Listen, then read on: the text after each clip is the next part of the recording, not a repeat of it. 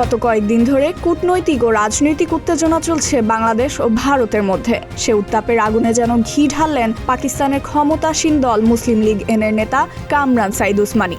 ভারতকে হুঁশিয়ার করে তিনি বলেছেন, দক্ষিণ এশিয়ার বৃহত্তম দেশটি যদি বাংলাদেশে কোনো ধরনের আগ্রাসী বা ক্ষতিকর উদ্দেশ্যে নজর দেয়, তাহলে জবাব দিতে প্রস্তুত থাকবে পাকিস্তানের সেনাবাহিনী ও ক্ষেপণাস্ত্র।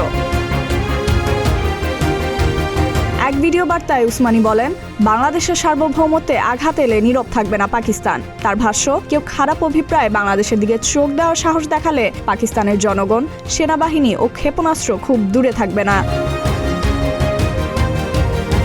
উসমানীর অভিযোগ, অখণ্ড ভারত ভাবনা চাপিয়ে দেওয়ার চেষ্টা করছে ভারতের ক্ষমতাসীনরা। সীমান্তে বিএসএফ এর আচরণ বাংলাদেশের জন্য উদ্বেগজনক। বাংলাদেশ ও পাকিস্তানের মধ্যে সামরিক জোট গঠনের প্রস্তাব দিয়েছেন উসমানী। তার মতে, উভয় দেশে একে অপরের সামরিক ঘাঁটি স্থাপন করা উচিত। এমন জোট গঠন হলে দক্ষিণ এশিয়ার আঞ্চলিক শক্তির ভারসাম্যে বড় ধরনের পরিবর্তন আসতে পারে বলেও তিনি অভিমত জানান। ফাইজা মেহরিন, প্রতিদিনের বাংলাদেশ।